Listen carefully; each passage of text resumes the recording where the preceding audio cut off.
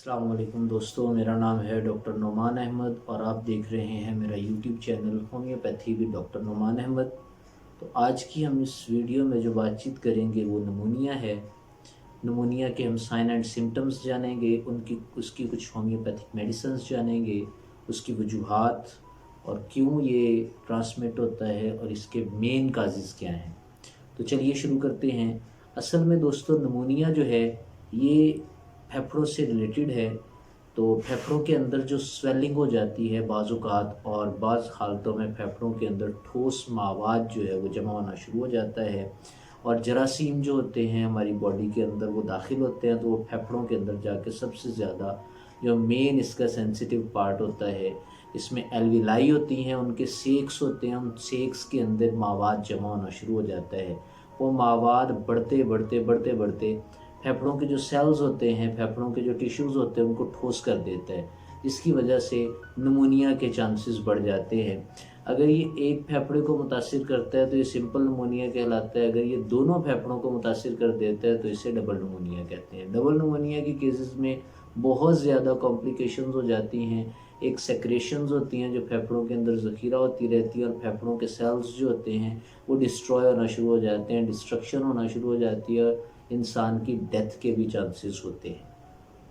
तो जिस्म का जो मदाफ़ती निज़ाम होता है वो इसका मुकाबला करने की कोशिश करता है, लेकिन बसा औक़ात वो नाकाम रहता है, वो इसका मुकाबला नहीं कर पाता।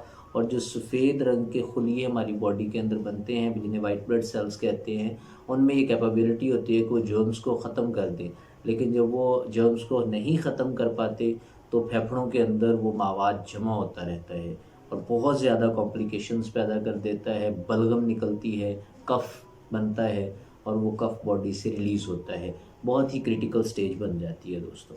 तो ये ख़तरनाक बीमारी है, अगर इसका वक्त पर इलाज ना करवाया जाए तो पेशेंट की डेथ होने के चांसेस भी होते हैं। तो अब हम जानते हैं नमूनिया की वजह क्या है। नमूनिया की वजह अव्वलन तो बैक्टीरियल इन्फेक्शन होते हैं, जिसमें स्ट्रेप्टोकोकस न्यूमोनाई एक बैक्टीरिया है जो मेन नमूनिया का काज बनता है। दूसरा इसका वायरसेस वजह बन सकते हैं, एलजी और फंजाई जो होते हैं उनकी वजह से भी नमूनिया के फैलने के चांसेस होते हैं। और एक अमीबा होता है, उस अमीबा की मदद से भी इसके फैलने के चांसेस होते हैं। और स्ट्रेप्टोकोकाई जो मैं बैक्टीरिया कोकस आपको बता चुका हूँ, उन बैक्टीरियम की वजह से भी इनके फैलने का चांसेस होता है। तो सबसे पहली टाइप जो होती है वो होता है बैक्टीरियल नमूनिया। उसका काज बनता है दोस्तों स्ट्रेप्टोकोकस न्यूमोनाई। ये ज़्यादातर फेफड़ों के अंदर जो लोब्स होते हैं, फेफड़ों के बड़े बड़े दो लोब्स होते हैं, एक लेफ़्ट साइड पे होता है, एक राइट साइड पे होता है, तो उन दो लोब्स को मुतासिर करता है ये। और एल्विलाई जो होती है उनके अंदर एक मवाद जमा हो जाता है जिसे आप सेक्रेशन कहते हैं। उस सेक्रेशन के जमा होने से काफ़ी कॉम्प्लिकेशंस हो सकती हैं और रेड ब्लड सेल्स जो होते हैं वो भी उनके अंदर जमा होना शुरू हो जाते हैं। अब जो दूसरी किस्म है उसे हम कहते हैं ब्रोंकोनमोनिया। ब्रोंकोनमोनिया के अंदर क्या होता है, ये ग्राम नेगेटिव बैक्टीरियम होता है, उसकी वजह से ये फैलता है। बसा औकात ये सोडोमोनास की वजह से भी फैलने का खदशा होता है। सोडोमोनास एक किस्म की एलजी और फंजाई की कैटेगरी से बिलोंग होता है। तीसरी टाइप है इंटरस्टिशियल नमूनिया। इंटरस्टिशियल नमूनिया के अंदर जो वायरसेस होते हैं, ख़ास तौर पे जो एच वायरस इन्फ्लुएंजा का वायरस होता है, उसकी वजह से भी ये फैलने का अंदेशा होता है। और कई और तरह के वायरसेस हैं जो आरटीआई का सबब बनते हैं, वो इसका मेन काज होते हैं। जो अगली टाइप है उसे हम कहते हैं प्राइमरी एटाइपिकल नमूनिया। प्राइमरी एटाइपिकल नमूनिया का जो मेन काज होता है वो माइकोप्लाज्मा होता है। माइकोप्लाज्मा छोटे छोटे ऑर्गेनिजम्स होते हैं, उन ऑर्गेनिज्म की वजह से इस नमूनिया के फैलने का अंदेशा होता है। एक होता है नॉन इन्फेक्शियस नमूनिया।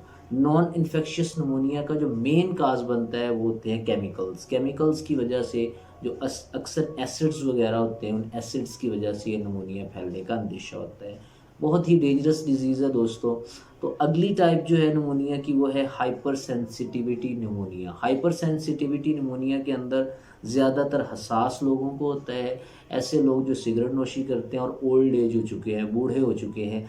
आरटीआई असल में दोस्तों मेन वजह ही आरटीआई की जो है वो बूढ़े लोगों के अंदर होता है। आरटीआई रेस्पिरेटरी ट्रैक इन्फेक्शन को कहा जाता है। तो ये नमूनिया बेसिकली हमारे फेफड़ों को मुतासिर करता है। फेफड़ों के अंदर जो है वो सेक्रेशंस जमा होते होते होते होते फेफड़ों को डिस्ट्रॉय करना शुरू कर देता है।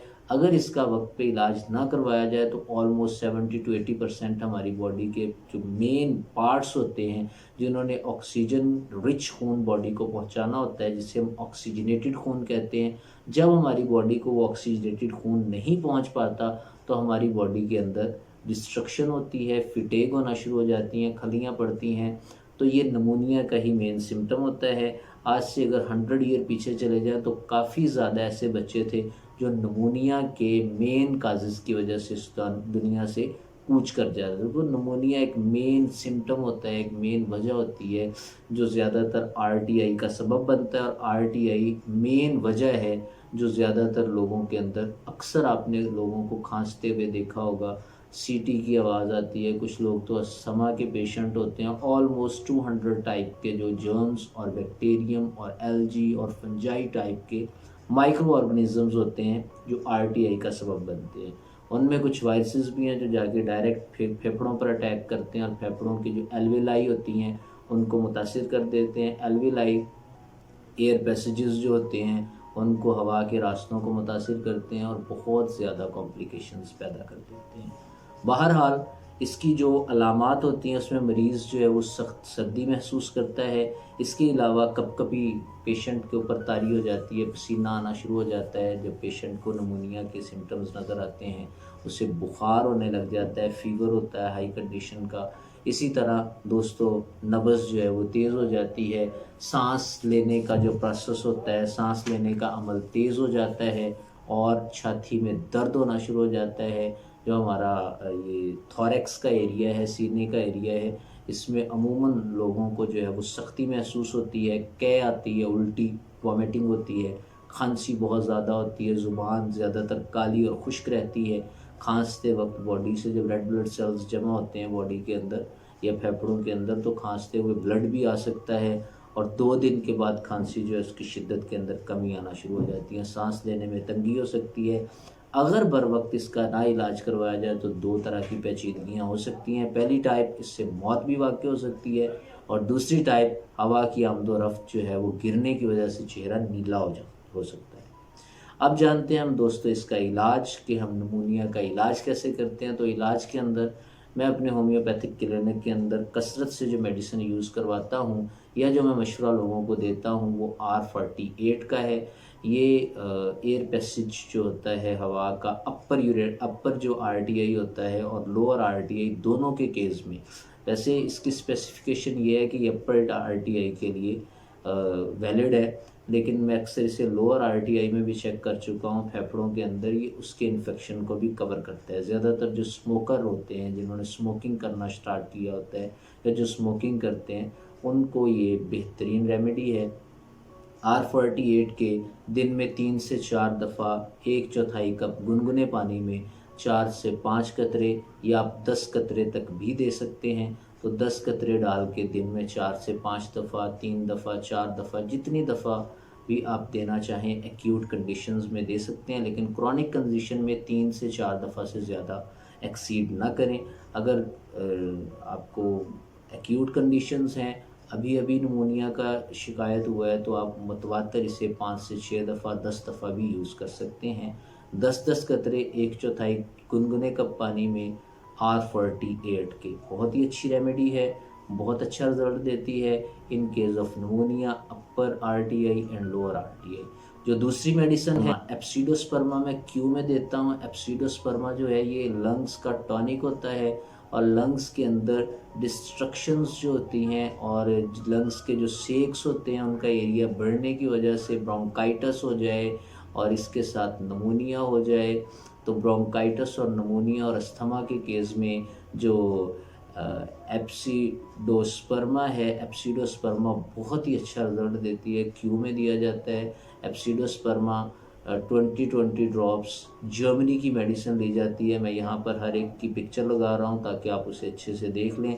एप्सिडोस्पर्मा जो है ये क्यू में दी जाती है और इसके 20 ड्रॉप्स दिन में 3 से 4 दफ़ा दिए जाते हैं, रिपीट किए जाते हैं। अगर किसी बंदे को अंदेशा है कि उसे लंग्स का कोई इशू बन जाएगा, एप्सिडोस्पर्मा उसके लिए बहुत ही अच्छी रेमेडी है। आप इसे यूज़ करें, आपको इंशाल्लाह बहुत ज़्यादा फ़ायदा होगा।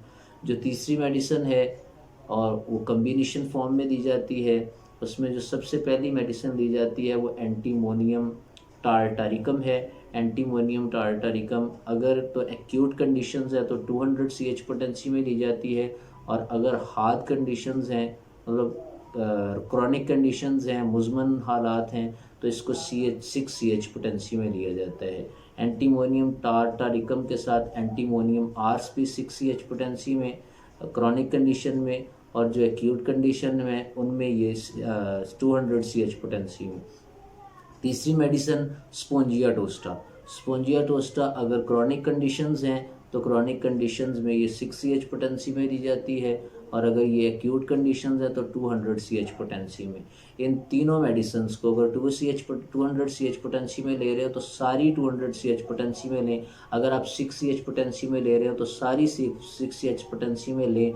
उन तीनों अद्वियात को आपस में मिक्स कर लें। मिक्स करने के बाद आप 2-2 कतरे डायरेक्ट टंग पे टपकाएं दिन में 4 से 5 दफ़ा।